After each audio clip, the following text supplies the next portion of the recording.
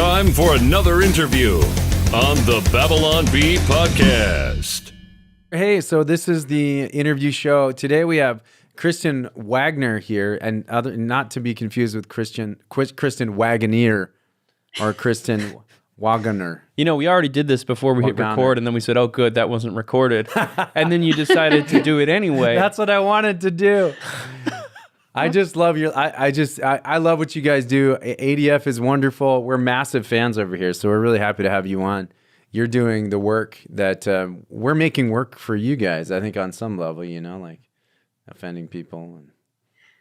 Well, I got to tell you, we circulate your stuff pretty regularly, especially when it's on our cases, because we need the levity. So glad that you have a good sense of humor about it.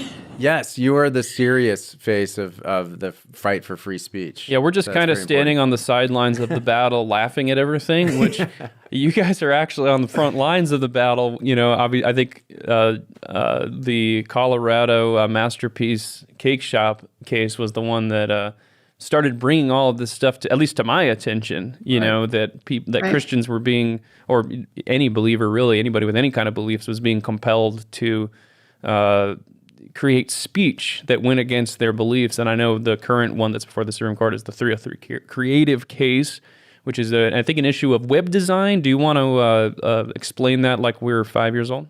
Yeah.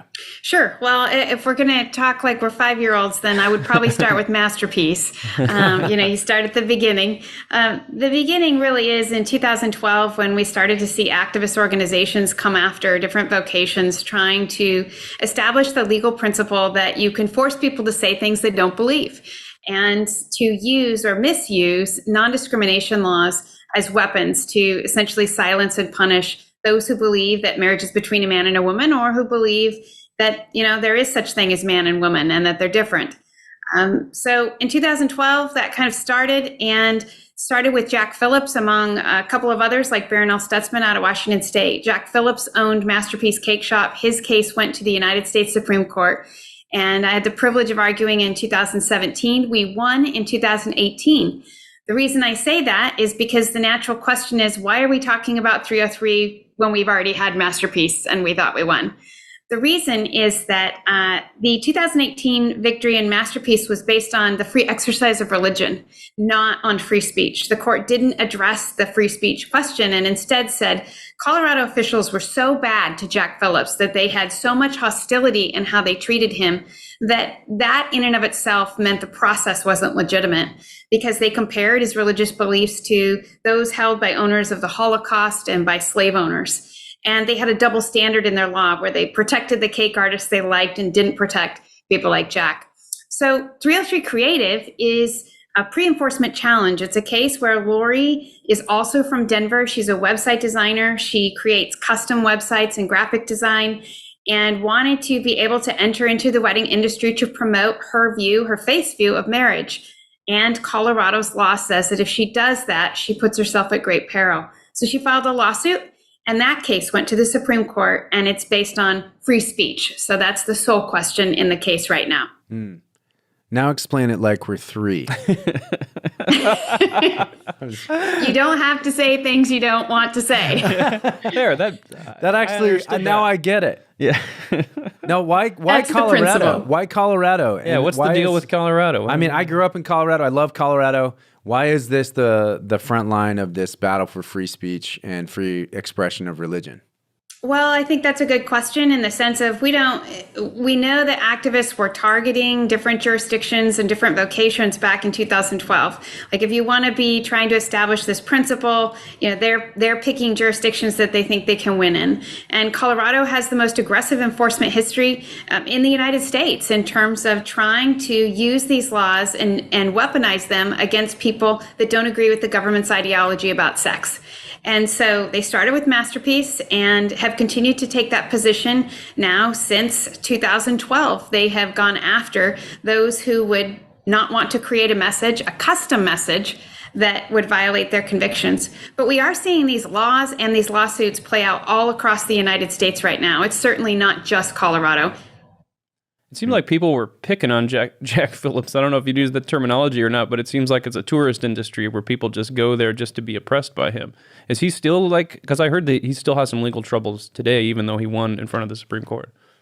He does. We're still representing him. It's his third case right now. And we just lost that case at the Court of Appeals a couple weeks ago. The principle, again, is that in Jack's case, in Lorie's, in the other decisions that have gone before the different courts, these people are people that serve everyone. They're making distinctions based on what the message is that's requested, not who the person is that's requesting it. Everything hinges on, what are you asking them to say? What's the message?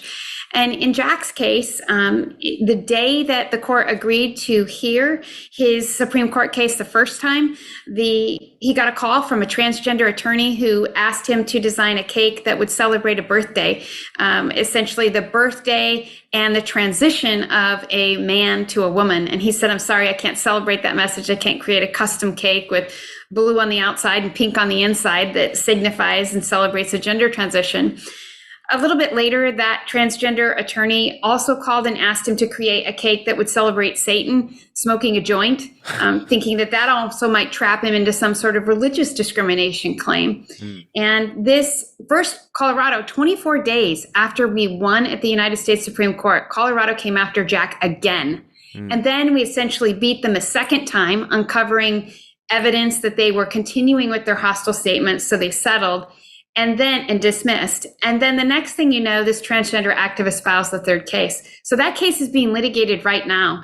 And it's an attempt to crush the conscience and compel the voice of artists to the point where this activist attorney says he's going to keep coming back until he changes Jack's mind or he wins. Wow.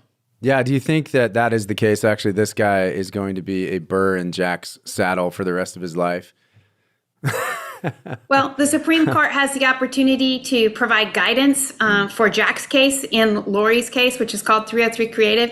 It has the opportunity to tell these courts that are progressive, that are refusing to even acknowledge that photographs are speech or that words are speech, to instead say, you know what, we've never compelled speech in this nation's history, and we're not going to do so now.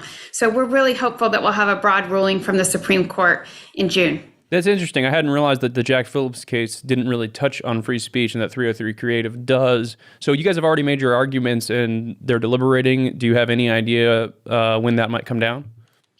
My expectation is sometime between probably April and June. The court usually will end its session at the end of June, sometimes the first week of July, and sometimes it will hold what's considered the controversial opinions until the end. We just don't know. But we do know that sometime between April probably and June, we'll have an answer. And we are hopeful that it will be a broad ruling that protects the rights of all Americans, regardless of their viewpoint. I mean, these laws apply to the lesbian graphic designer and the Democrat publicist just as much as to the pro-life photographer and the Christian artist. Yeah, that's good. That's good. You mentioned also a case that you said is coming up here about women in sports. What's the deal with that one? Well, there are a number of cases that ADF has been litigating on behalf of women in sports, both at the high school level as well as at the collegiate level. You may have heard of our Connecticut track case that's been going on. That was the first case that was filed on this issue. And there have been a couple of other cases as well. The legislative team at ADF has been able to assist a number of states, 18 right now, to pass laws to save women's sports, which basically say it's not right for men to compete against women, and certainly men to compete against girls in athletics. That denies them a fair play and equal opportunities. That law has been challenged, and one of those places is in West Virginia, where we serve as counsel with West Virginia, and I'm pleased to say we won at the trial court. A permanent injunction is the first win that the nation has had. And of course, the ACLU and others plan to appeal that very soon in the next day or two. So that will continue to be fought out in the appellate courts. And it's a critical issue, not just for women, but for families and the implications that it has overall when we take away legitimate biological distinctions. What is the argument for the other side in the trans sports thing? I mean, because it doesn't seem like it's a very rational argument and shouldn't really be something that you could put into law. So what is their argument, and how do you argue against it? Well, the argument is basically, this idea that trans women are women, that you can decide that biology doesn't matter, that it shouldn't have a role. It's a little bit of a target, where they just throw up whatever can stick. It used to be about the science. Now there's still some arguments about the science, but our experts have repeatedly demonstrated through the science that there are legitimate biological distinctions between boys and girls, and that those have an enduring difference. And so now they're shifting more towards sort of an equal protection, dignity type interest in some cases. And again, we can be kind and respectful, and we can show dignity to all people, but we also need to be kind and respectful and show dignity to women and girls, and to recognize their right to fair play, their right to privacy, their right to safety, and all of those are at risk in these cases. It really doesn't make sense, which is why I actually think that the Babylon Bee does play an important role in pointing out the logical inconsistencies in this battle. Yeah, the problem is if we take men out of women's sports, we won't have anything to make jokes about.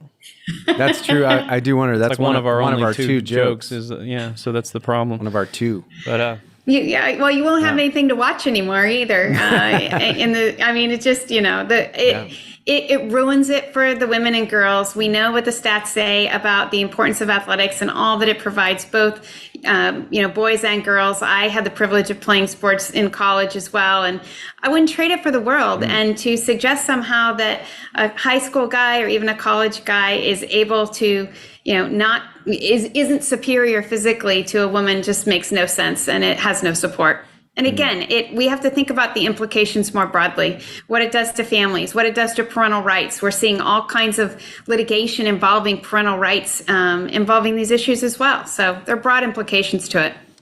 Yeah, if you had to draft 3 Supreme Court justices for your fantasy Supreme Court team, who would you pick? I've got my Clarence Thomas shirt on here. Yeah. I mean, so you mean those that aren't already on the court, right? You're drafting them for your fantasy court. It could be any, I guess it could be any historical Supreme Court justice as well. Wow. I'm not sure if I should go there in terms of, I would probably pick some of my own people that work here at ADF. Okay. John Birch has argued 13 cases before the Supreme Court and been Solicitor General of Michigan. Aaron Hawley was the one that helped us win the Dobbs case with Mississippi and clerk for the Chief Justice. I'm looking, when we talk to the White House, when we've had a friendly administration about who should be on that list, we're beyond just looking at whether they're originalists or textualists, but also to whether they have moral courage. And I think that has been the missing quotient in a number of justices, even some justices that have been appointed by Republicans. So I think that we've got to insist that they have a demonstrated record on standing up for these contentious issues that really matter, and look more to what the law says and the common law on these issues as well, rather than just do they have the political credentials to be on the bench. But I'm optimistic. Again, we've had 14 Supreme Court victories in the last 10 years. Hopefully this will be the 15th, and in a number of other victories, the court is protecting First Amendment freedoms. I wish it was broader and quicker, but they are protecting these freedoms. And so that's good news for all of us. I just want to make an observation. So for a person who spends their life in battle, like constantly in a conflict over something or another, and the stakes are so high, you seem to have a lot of peace. Where does that come from? You seem like a happy person. And you're happier than me. Where does that come? Way happier than Kyle. I tell jokes for a living. Right. And I'm just mad at everybody on the That's typical for comedians. But yeah. But the happy lawyer who's doing all this battle, why are you so happy? Where does your joy come from? Are you so happy? Yeah. That's my joy comes from my relationship with Jesus. I have a peace about how things end, and he's called us at ADF to walk in faithful obedience and to leave the results to him. I'm just talking to our team this morning about the 3 characteristics of a team member here. And one is that we abide in Christ with the fruits of the Spirit, including in how we communicate. 2 is that we're going to do hard things by walking into the wind. And 3 is we're working diligently with joy and expecting astonishing results, just as the early church did. And so we're excited here about what God's going to do in our season. And we believe that he's chosen all of us to live at this moment, as crazy as it seems to be right now. You really set her up for that one, man. I did. She's ready with that. We need to write those down for the beat. That was good. Yeah, that was really good. How can our Babylon Bee followers, listeners, and viewers support ADF if they wish to do so?